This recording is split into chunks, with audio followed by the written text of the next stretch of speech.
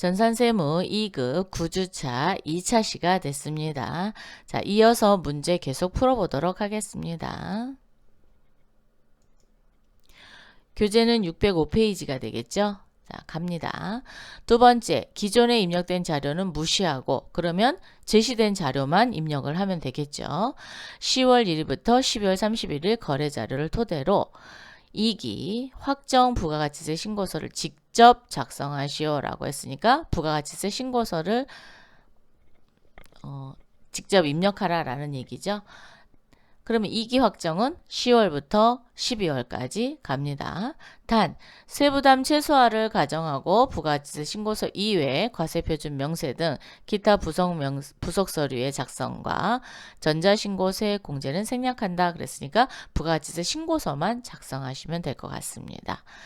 제시된 자료 이외의 거래는 없는 것으로 가정하고요. 당사는 사업자 단위 사업자, 총괄 납부 사업자가 아니다라고 하고 7점이에요. 그러면은 어떻게 되는 거예요? 아까 했던 거는 3점짜리네요. 그죠? 네.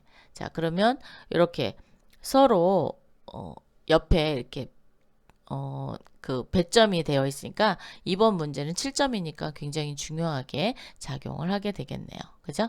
자, 부가가치세 신고서 한번 열어볼까요? 자, 메인에서 부가가치세 신고서 클릭. 이렇게 클릭해서 10월 1일부터 12월 31일 해서 시험 볼 때는 이렇게 데이터가 깨끗하게 나올 거예요. 왜냐하면 기존에 있는 거 불러내지 않기 때문에 이렇게 나올 겁니다. 혹시 만약에 기존 거를 포함해서 하라 그러면 나와 있는 거에 지금 제시되는 자료를 더해서 하시면 되겠습니다. 자, 제시된 자료 살펴보겠습니다. 매출 자료가 되겠습니다. 매출 자료. 세금계산서 발급. 세금계산서 발급뿐이구나. 그러면 어디? 그렇죠. 여기 과세표준 및 매출세액에 1번 란에 돈이 들어오는구나 라는 걸 알 수 있어요. 5억에 5천만 원.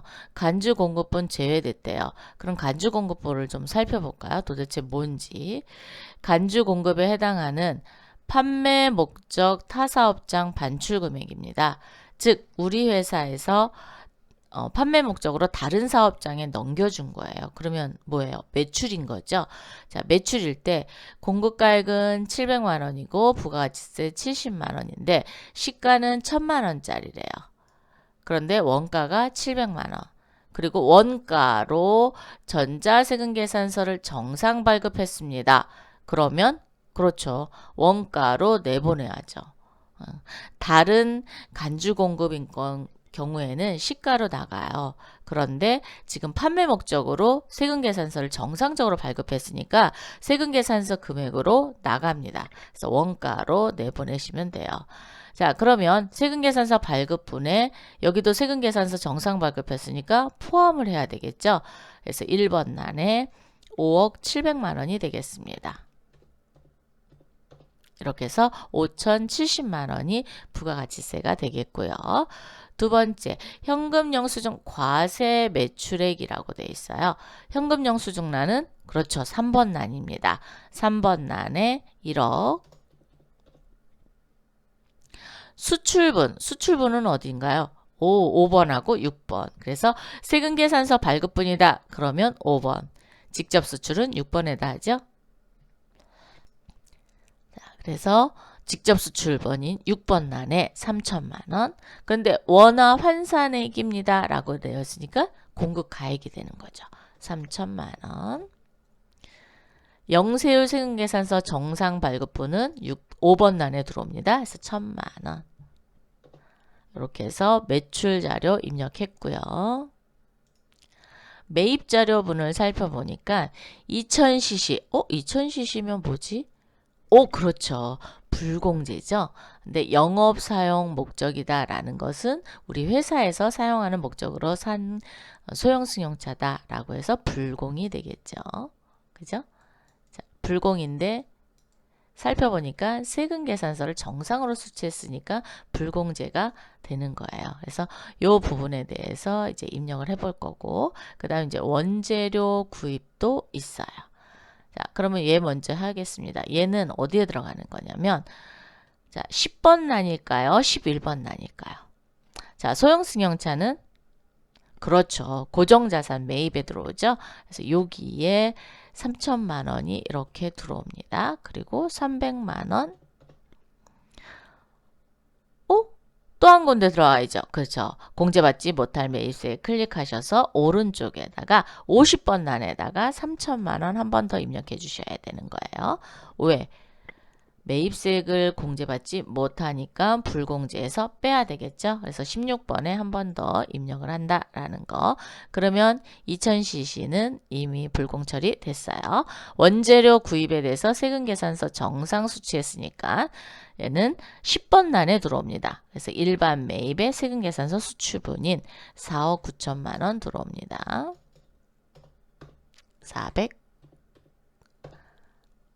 4,900만 원이 세금이죠. 그래서 이렇게 처리가 됐고요. 영업사원의 영업활동을 지원하기 위해 국내 항공료 법인카드로 결제하였다 그랬어요. 자, 국내 항공료는 법인카드로 결제를 했을 때 공제를 받을 수 있을까요? 없을까요? 여객 운송업.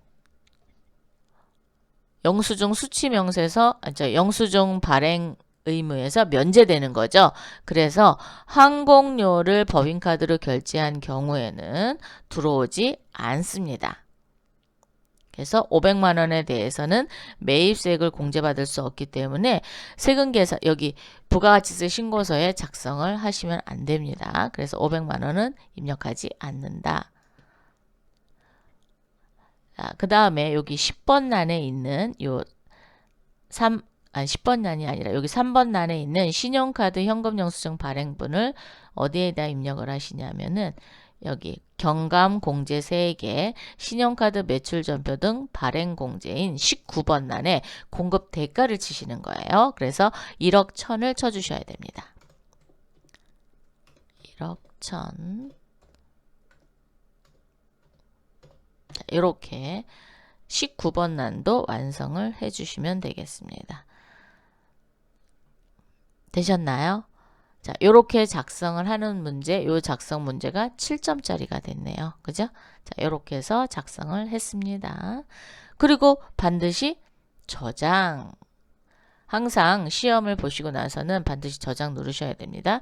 저장, 이렇게 해서 확인까지 마치셔야 됩니다. 문제 4. 자, 4번 문제는 결산과 관련된 문제가 되겠습니다. 그래서 결산자료 입력을 하여 결산을 완료하시오. 그래서 15점의 배점이 되어 있고요. 총 5문제가 출제가 되고 있습니다. 그래서 한 문제당 보니까 3점씩이라고 보시면 될 것 같습니다. 자, 첫 번째 문제. 바른은행으로부터 차입한 장기 차입금 중 5,600만 원은 2021년, 즉 2020년을 기점으로 하면 내년에 상환할 거죠. 자, 6월 30일 상환기일이 도래하였다라는 것은 장기가 유동으로 변동이 되는 거죠. 그래서 유동성 대체분계를 일으키시면 되겠습니다. 자, 회계관리에 일반전표 입력 오셔서 12월 31일로 조회를 하시고요. 자, 12월 31일 날 하는 거는 우리 회계기간이 1월 1일부터 12월 31일이에요. 그래서 마지막 날이 결산일이 되죠. 그래서 12월 31일 날 하는 겁니다. 자, 차변에 대변에 있던 장기차입금을 없애줍니다. 장기차입금.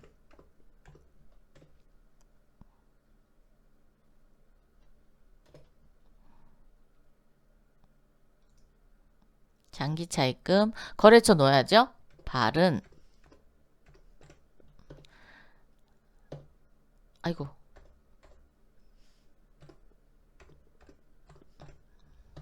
바른은행입니다. 네. 5,600만 원. 대변에 유동성 장기부채. 유동성 장기부채. 바른은행 걸어주셔야 돼요. 네, 이렇게 해서 5,600 유동성 분계를 했다.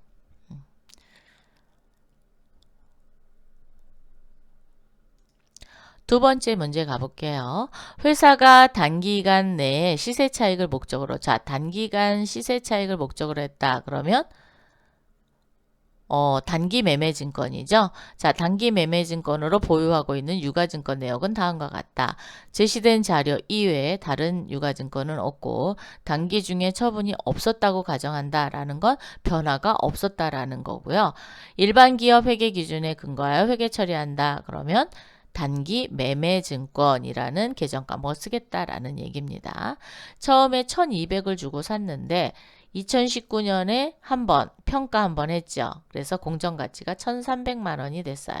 그럼 우리 회사의 2020년 기초가격은 1200이 될까요? 1300만 원이 될까요? 그렇죠. 한번 평가했으니까 1300만 원이 2020년도 장부금액이 됩니다. 자, 장부금액 1300만 원짜리가 2020년 12월 31일 공정가치가 1250만 원이에요. 자, 손해봤나요? 이익 봤나요?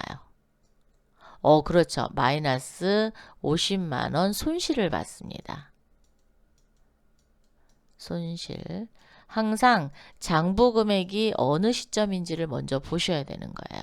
1200에서 보시면 안 되고 한번 평가를 했기 때문에 2019년 12월 31일 날 장부 금액. 혹시 처분한 게 있다? 그럼 처분한 거 빼고 장부 금액을 잡으면 되겠죠.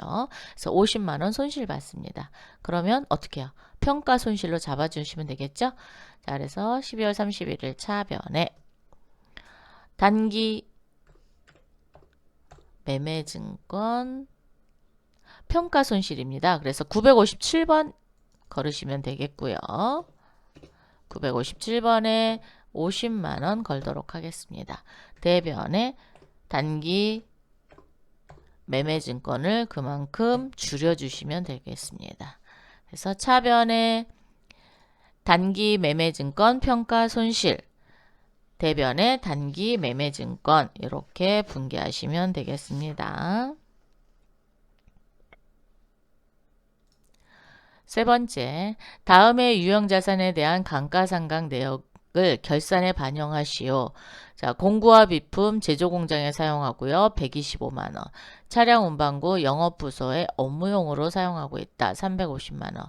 자, 직근거 같은 경우는 만약에 차변 대변으로 직접 입력을 하셔도 됩니다. 차변에 뭐 감가상각비, 대변에 감가상각 누계액 이렇게 하셔도 되고요. 아니면 결산자료 입력을 통해서 하셔도 됩니다. 근데 저는 추천드리는 건 결산자료 입력을 통해서 입력을 하시라라고 추천을 드리고 싶습니다. 자, 그래서 프로그램 메인으로 오셔서 결산 재무제표에 결산자료 입력 클릭하셔서 1월부터 12월까지 조회를 해주시고요. 공구와 기구는 제조공장에서 사용한다 그랬으니까 이 경비 하단에 보시면 살짝 내리시면은 일반 감가상각비란인 210번에 기록합니다. 125만원. 영업부서 업무용으로 쓰는 차량 운반구는 판매비와 관리비죠. 너무 밑으로 내리지 마세요. 그래서 판매비와 관리비에 감가상각비인 차량 운반구란에 350만원 이렇게 입력합니다. 자, 이렇게 입력을 하시고 나서 또 결산에서 결산자료 입력을 통해서 입력하는 게 있는지 먼저 살펴보시고 반드시 전표 추가하는 거 잊지 마세요. 자, 다음 문제 가보겠습니다. 4번 기말 현재 퇴직급여 추계액 및 퇴직급여 충당부채를 설정하기 전 퇴직급여 충당부채 잔액은 다음과 같다. 퇴직급여 충당부채는 급여 추계액의 100%를 설정한다 라고 했어요. 생산직은 4천만원 할 거고 본사는 2천만원 할 건데 잔액이 1,500과 900만원 있다. 그러면 4천만원에서 1,500만원 빼고 2천에서 900만원 빼고 하시면 되겠죠. 자, 그러면 어디에다 할 거냐면 여기 퇴직충당이라고 있어요. 클릭하셔서 퇴직급여 추계액은 4천만원, 본사는 2천만원입니다. 그리고 기초금액은 1,500, 900. 그래서 2,500만원 제조, 1,100만원 판관비에 넣을 거예요. 결산 반영 눌러보겠습니다. 누르시면은 판매비와 관리비는 2번 란에 들어올 거고요. 1200란에 들어오고요.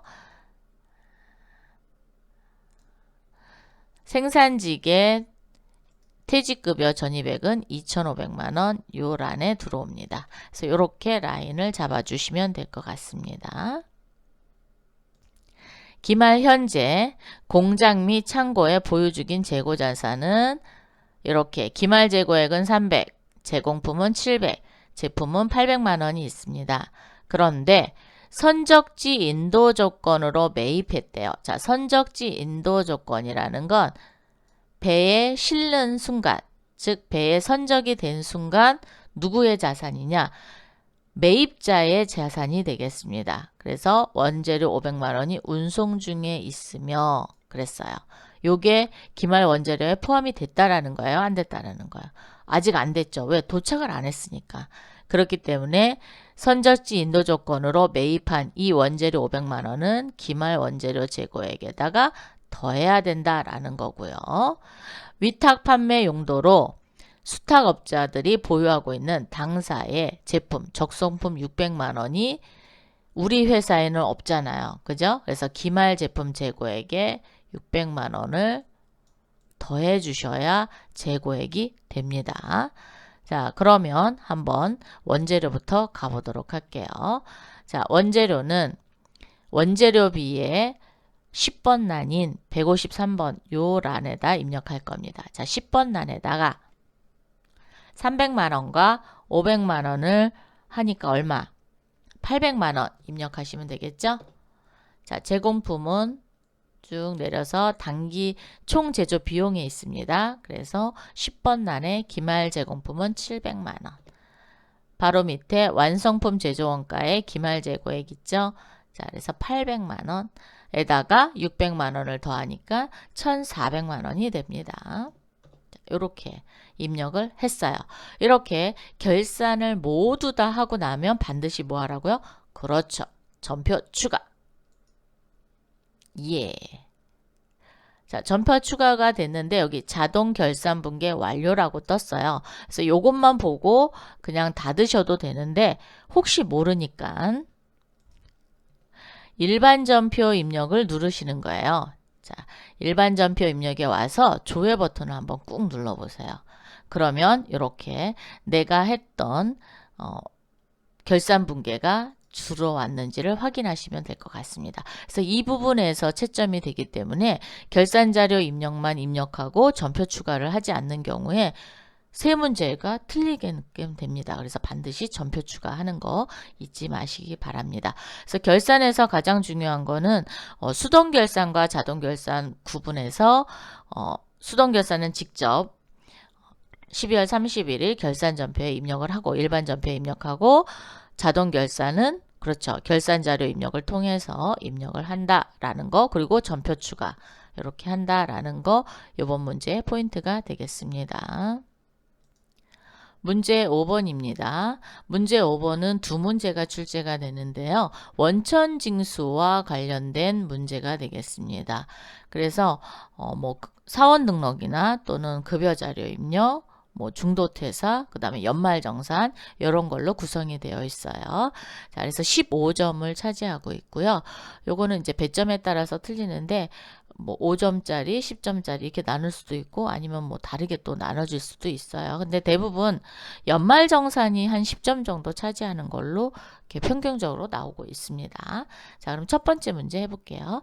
다음 자료를 이용하여 수원산업 주식회사 생산지 근로자인 정희석 5월분 급여 자료와 원천징수 이행 상황 신고서를 작성하시오 라고 했고요. 단 전월 미환급 세액은 15만원이다. 급여 지급일은 매월 말일이다. 그리고 5점이네요. 자, 지금처럼 이렇게 급여 자료 입력도 하고 원천징수 이행 상황 신고서도 작성을 해야 되는 거는 급여 자료를 먼저 작성하고 원천징수 이행 상황 신고서를 두 번째 작성하시는 거예요. 그런데 너무 급하게 하다 보면 하나만 하고 하나는 놓칠 수가 있어요. 그래서 반드시 표시해 놓고 했는지 안 됐는지를 꼭 확인하셔야 됩니다. 자, 그러면 원천징수 쪽에 탭으로 오셔서 근로소득관리의 급여자료 입력입니다. 클릭해 주시고요. 매월 말일이다 그랬어요. 그죠? 그러면 5월분 하고 5월 31일이 되는 겁니다. 이렇게 해서 정희석에 대해서만 놓으시면 돼요. 자, 그러면 예제사항을 좀 살펴볼까요? 수당 등록 및 공제 항목은 불러온 자료를 무시하고 아래 자료에 따라 입력하며 사용하는 수당 이외 항목은 부로 체크하라 그랬어요. 즉 급여 명세서에 나와 있지 않은 수당은 모두 부라고 하라라는 얘기고요. 원천징수 이행상황신고서는 매월 작성하며 정희석 씨 급여 내용만 반영하여 환급 신청은 하지 않는다라고 했어요. 환급 신청을 하지 않는다라는 것은 그렇죠. 환급액에다 기록을 안 하겠다라는 겁니다. 자, 그러면 일단 수당 먼저 볼게요. 기본급, 식대, 자가운전, 야간, 교육하고 소득세부터 공제학계까지 나왔습니다. 자, 식대. 당 회사는 현물 식대를 별도 제공하고 있다. 자, 현물 식대라는 건 직접 식사를 제공을 받고 있다라는 거죠. 그러면 요 식대는 그렇죠. 비과세 혜택이 안 됩니다. 그래서 얘는 과세로 하셔야 돼요. 자, 과세. 자가운전 살펴볼게요. 자가운전 보조금. 당사는 본인 명의 차량을 업무 목적으로 사용한 직원에게만 자가운전 보조금을 지급하고 있으며 실제 발생된 교통비를 별도로 지급하지 않는다라고 했으니까 만약에 별도로 지급을 받는다 그러면 자가운전 보조금도 과세가 되는데 지급하지 않는다 그랬으니까 비과세예요. 자, 비과세입니다. 그럼 얼마까지? 20만 원까지가 비과세가 되겠죠. 자, 비과세. 야간 근로수당 올해 들어 5월부터 업무시간 외 추가로 근무하는 경우 야근 수당을 지급하고 있으며 생산직 근로자가 받는 시간의 근무수당으로 비과세 요건을 충족하고 있다라고 했어요. 비과세 요건을 충족하고 있으니까 그렇죠. 비과세 적용을 할 겁니다. 사규에 따라 자녀 교육비에 대해서 교육보조금을 지급하고 있다. 교육보조금 같은 경우는 과세가 되겠죠. 자, 그러면 급여자료 입력에서 자, 커저를 귀속연월로 놓으시고 수당공제란에 클릭을 하세요.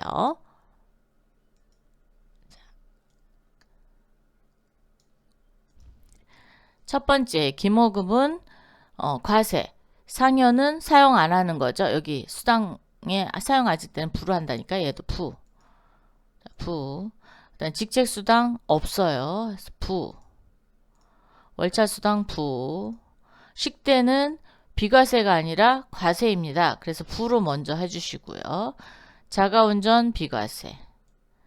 야간근로 비과세죠. 자, 그럼 여기다가 과세를 먼저 선택하시고 식대.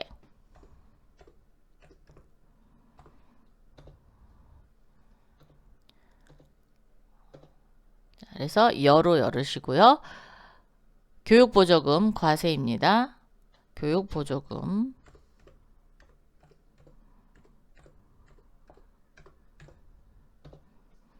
자, 이렇게 하시고 하단에 있는 확인 누르시면은 자, 31일로 조회를 하시면 이렇게 기본급, 자가운전, 야간근로, 식대, 교육보조금 이렇게 나왔어요. 자, 야간근로수당에 대해서 비과세 요건을 맞췄다라고 했으니까 생산직이 체크가 되어 있는지를 또 보고 와야 돼요. 그래서 사원 등록 가보도록 하겠습니다. 자, 메인으로 오셔서 사원 등록 클릭, 사원 등록 정희석, 생산직 여기 체크를 해줘야 된다라는 거죠. 자, 생산직 여 10번 난입니다. 그리고 비과세 요건을 충족했다 그랬으니까 여로 바꿔주셔야 돼요. 이렇게 반드시 이 부분을 해주지 않으면 비과세 혜택이 안 됩니다. 그래서 반드시 사원 등록에서 비과세 혜택을 꼭 해주시고 자, 되셨나요? 이렇게 하고 다시 어디로 가야 돼요? 그렇죠. 급여자료 입력으로 오셔야죠. 자, 급여자료 입력 옵니다. 오셔서 자, 기본급 넣어볼까요? 150. 자가운전 30, 야간근로 20, 식대 10만원, 교육보조금 20만원, 그리고 국민연금, 자, 국민연금 여기 있습니다. 85,500원, 건강보험 59,280원, 장기요양 5,040원입니다. 프로그램에 나와 있는 거 수정하셔야 돼요. 나와 있는 대로만 입력하시면 됩니다. 그래서 고용보험 12,350원, 그리고 소득세는 17,180원. 이렇게 해서 살펴봤는데요. 자, 정의석을 체크하시고요. 왜? 사원 등록에 반영이 안 될 수도 있어요. 왜? 여기 비과세가 지금 보시면 야간과 그다음에 자가운전이 비과세거든요. 40만 원이 되는데 20만 원밖에 안 됐잖아요.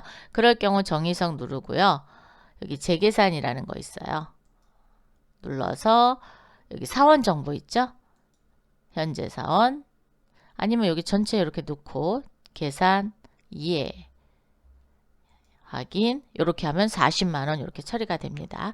사원 등록을 제일 처음부터 하고 급여자료 입력을 누르면 반영이 되는데 혹시 나중에 한 경우에는 반드시 체크하고 재계산이라는 걸 해줘야지만 이렇게 비과세 혜택을 받는다라는 거예요. 그래서 자가운전 보조금이 20만 원과 야간식대 20만 원 해서 40만 원이 비과세고요. 나머지는 과세가 되겠습니다. 그러면 지금 여기도 다시 바뀌었죠. 그럼 여기를 수정하셔야 돼요. 그래서 어떻게 수정하시느냐? 새로 입력하시면 되겠죠. 자, 얼마냐? 85,500원. 그리고 59,280원. 장교양 5,040원. 고용보험 12,350원. 그래서 17,180원, 1,710원 이렇게 됐어요. 그리고 18만 1,060원에 211만 8,940원이 차인지 금액인지 볼게요. 위로 올리시면 18만 1,060원, 11만 8,940원 이렇게 됐죠. 그래서 반드시 이 부분 확인하셔야 되고 여기는 입력된 부분 그대로 입력하시면 됩니다. 재계산하는 경우에는 얘가 체크가 되니까 그럴 경우에는 다시 한번 입력을 해주시면 될 것 같습니다. 이번에는 원천징수 이행상황신고서 작성해야 되죠. 그래서 여러분 메인으로 오시면 여기 근로소득 밑에 원천징수 이행상황신고서 클릭해 주시고 5월이었죠. 자, 5월 마구 엔터 해주세요. 그러면 210만 원에 17,180원. 그 다음에 환급 신청을 하지 않기로 한다라고 했고요. 그 다음에 문제에서 환급 신청액이 나와 있었죠. 자, 문제 보면 전월 미환급세액이 15만 원이 있었어요. 여기 12번 란에다 입력하는 거예요. 자, 15만 원. 그리고 환급 신청을 하지 않는다 그랬으니까 환급 신청액에 입력하시지 않는 거예요. 즉 다음 연도로 넘어가는 겁니다. 그럼 다음 연도에 다음 연도가 아니라 다음 달에 즉 6월 달에 13만 2,820원이 전월 미환급이 되겠죠. 그래서 이렇게 작성하시고 반드시 저장. 그래서 여기 마감이라는 거 있는데 이거 안 하시고 그냥 닫기 하시면 얘는 자동 저장이 됩니다. 자, 이렇게 하면 저장하시겠습니까? 예. 그렇게 해서 1번 문제 풀어봤습니다. 두 번째, 다음은 박세돌 세대주이고요. 부양가족 국세청 홈택스에서 수집한 연말정산 자료이다. 아래 자료와 연말정산 추가 자료 입력. 자, 요걸 통해서 부양가족 소득 탭에 참고하여 연말정산 입력 탭을 입력하시오. 단 본인의 세부담을 최소화하도록 적용하기로 한다. 10점짜리예요. 자, 그러면 원천징수의 연말정산 추가 자료 입력 클릭. 여기에서 부양가족 탭을 참고한다라는 건 여기를 참고한다라는 거예요. 자, 그럼 불러내겠습니다. 계속해서 놓으시고 자, F2 눌러서 박세돌 불러냅니다. 불러내셨죠? 그러면 여기를 참고로 해서 연말정산 입력, 여기에다 입력을 하라라는 거예요. 그럼 부양가족을 한번 살펴보면 자, 박세돌은 세대주 본인, 아버지는 분해요. 기본공제 대상자가 아니에요. 그죠? 그러면 뭐 소득 요건이 있거나 이렇겠죠. 그리고 배우자 10세와 5세. 자, 5세는 미취학 아동이죠. 네, 이렇게 되어 있는 걸 확인했습니다. 그리고 연말정산 입력을 통해서 여기에다가 입력을 하도록 할게요. 자, 자료 살펴보겠습니다. 연말정산 자료 먼저 살펴보고 입력하도록 할게요. 신용카드 등 사용액, 자, 본인이 사용한 게 있고 배우자가 사용한 게 있네요. 자, 신용카드 2,500만 원은 자녀 박하늘 영어학원비라고 되어 있어요. 자, 250만 원 자녀 박세희의 장애인 전용 보장성 보험료. 자, 자녀 즉 10살짜리 박하늘의 영어학원비는 교육비 공제가 안 되죠. 그죠? 그래서 교육비 공제에 영어학원비 250, 박세돌 신용카드 사용액 포함됐다라는 거는 지우셔야 돼요. 자, 이렇게 하나 지우겠습니다. 그래서 문제를 먼저 파악을 먼저 하셔야 돼요. 자, 그러면 신용카드 공제는 받을 수 있어요. 교육비 공제랑 중복 공제가 되지 않는다라는 거죠. 그런데 미취학 아동에 대해서는 공제를 가능하게 합니다. 그래서 그런 것만 해당이 돼요. 자, 그래서 이에 해당이 되고 자녀 박세희 장애인 전용 보장성 보험 120만 원이 있는데 이것은 여기 보험료 공제와 중복 공제가 되지 않습니다. 그래서 보험료 공제로 받으실 거예요. 그래서 박세희도 이렇게 지웁니다. 대중교통 이용료 50만 원 포함됨. 그러면 신용카드에서 요 금액 빼고 정리하면 되겠죠? 그래서 요 금액도 빼고 해서 정리하도록 하고 배우자 현금 영수증 300만 원 자녀 박세희 박세희가 그렇죠. 미취학 아동이죠? 그러면 교육비랑 신용카드 중복 공제가 가능하거든요. 그래서 여기서도 공제받고 이쪽에서도 공제받도록 하겠습니다. 자녀 한약 구입비, 자, 한약 구입비 의료비 쪽으로 오니까 자녀 박세희 질병 예방 의료비래요. 자, 질병 예방 의료비라는 건 치료 목적으로 받았다라고 보는 거예요. 그래서 원래 한약 구입비는 공제가 되나요? 안 되나요? 건강 증진으로 하는 경우에는 공제가 안 되죠.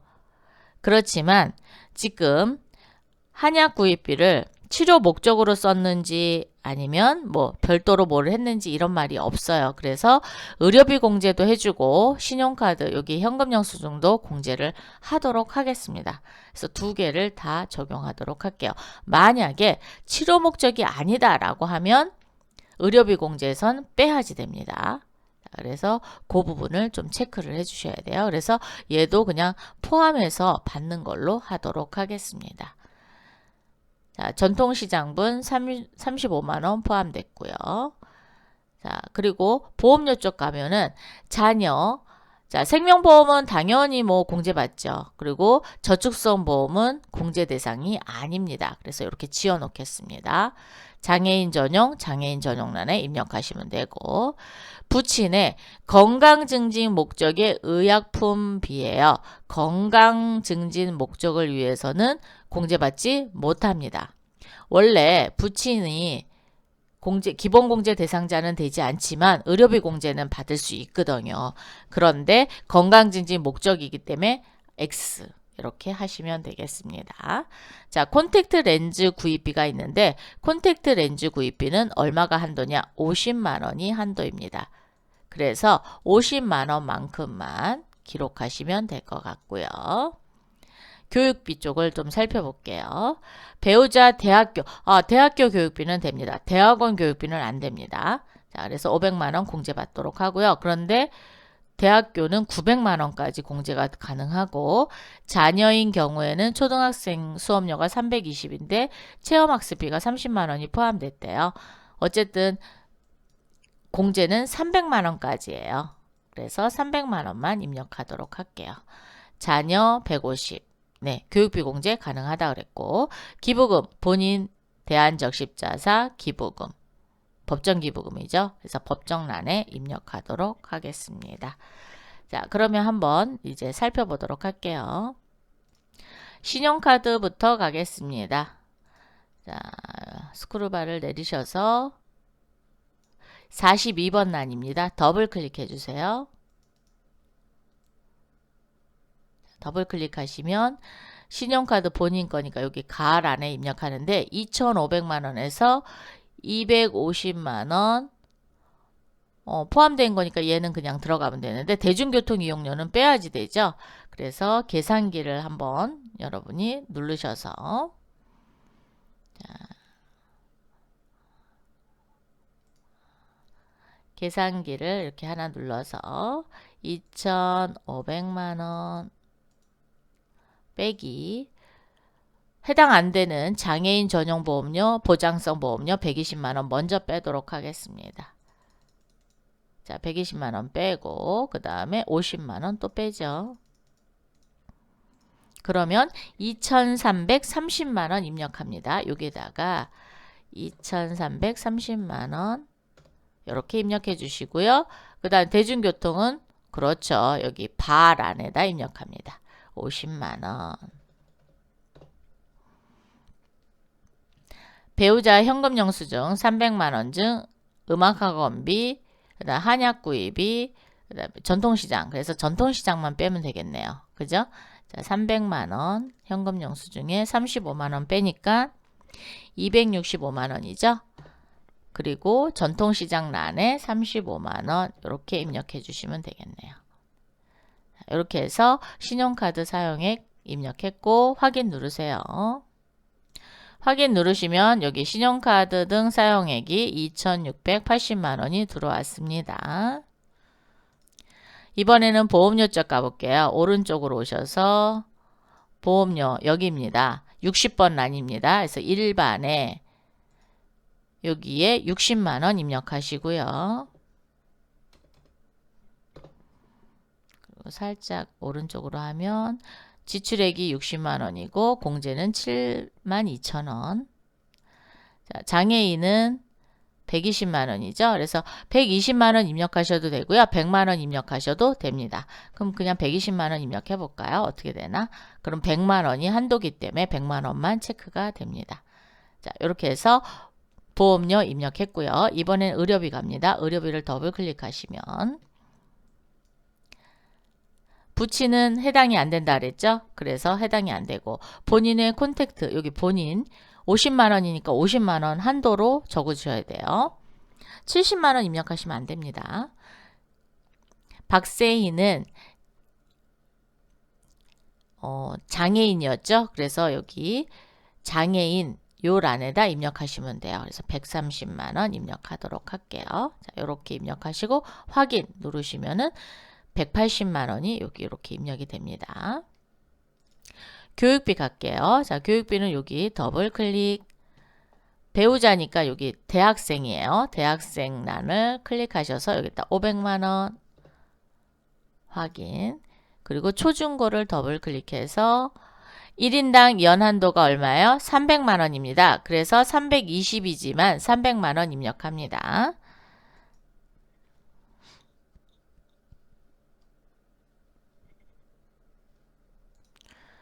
자, 300만원 이렇게 한도에까지 그냥 입력하세요. 네.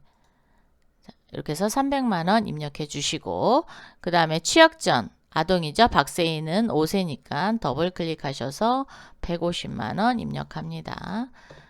자, 확인. 네. 이렇게 해서 150, 300, 500. 그래서 한도까지 입력을 하시면 됩니다. 네. 자, 확인 해서 950만원에 대해서 142만 5천원 이렇게 되어 있고요. 그 다음에 대한적십자사 기부금은 법정이라 그랬죠. 그래서 여기 법정기부금 2번 란에 더블 클릭을 하시면 이렇게 크게 열려요. 거기에 여기 당해분 중간쯤 중간보다 좀 위에 있죠. 법정 당해 기부금에 36만원 이렇게 입력하시고 확인 버튼 눌러주시면 되겠습니다. 자, 이렇게 해서 연말정산 하시고 나서 작업 완료 해주시면 좋을 것 같죠. 그래서 체크하고 작업 완료 예. 그래서 완료시켜 주세요. 그러면 저장된 거 불러오면 됩니다. 그래서 닫기 한번 해볼까요? 그러면 이렇게 처리가 됩니다. 자, 이렇게 해서 이번 시간에 83회 문제 3번과 4번, 5번 이렇게 거쳐서 문제풀이 해봤습니다. 잠시 쉬었다가 또 이어서 하도록 하겠습니다. 수고하셨습니다.